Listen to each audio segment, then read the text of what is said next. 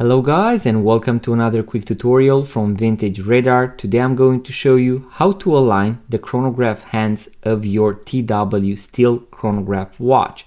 So as you can see, we have three subdials.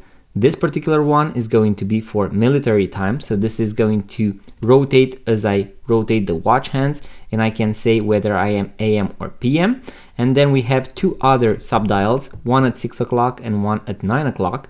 This is going to be for the seconds hand of the chronograph, and this is going to record the minutes. So as you can see, if I start the chronograph, this particular one is going to start because it is the one for the seconds hand. If I pause and reset, they are going to be misaligned. So I need to correct them and to position them at 12 o'clock. So both of them should be pointing at 60. This is how you should start your chronograph.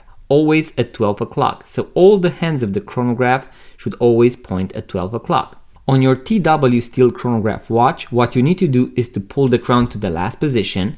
You can also see that the seconds hand has stopped, and that is because we have a hacking. And now we can use the two pushers in order to go backwards and forward, and we can see that the seconds hand is going to rotate. So the subdial here at 6 o'clock is going to move, and if I press and hold, you'll be able to see that as this subdial rotates, this one is going to rotate as well. So every minute that passes on this subdial, either to the left or to the right, so in one direction or the other one, is going to also align this one at the same time.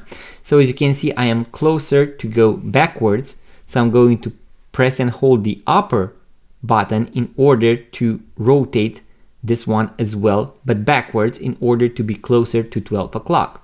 And what you need to do is to get closer and closer to 12 o'clock until you actually align them both at the same time.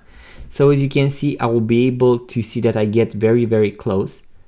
And once I get at exactly 12 o'clock, just like this, I will be able to see that both of them are aligned. In case you go a little bit further, you can always go back using the other pusher. So this is going to be something really cool. As you get closer and closer, you can actually go one by one. In case you aren't 100% sure that you are at 12 o'clock, you can press one more time and then go in the opposite direction in order to correct it.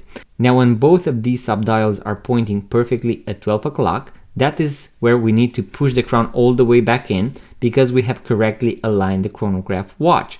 Now if I start the chronograph, pause it and reset it, you can see that both of our chronograph hands are pointing perfectly at 12 o'clock.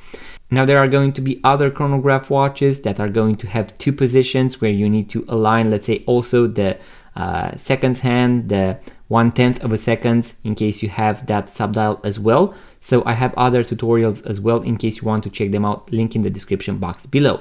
In case you want to watch the full guide with all the functions and features of this chronograph watch, so also how to correctly set the time and date in order not to damage the date wheel, make sure to check out the link in the description box below, and I'm going to also post a full guide with how to replace the watch battery, once again link in the description box below.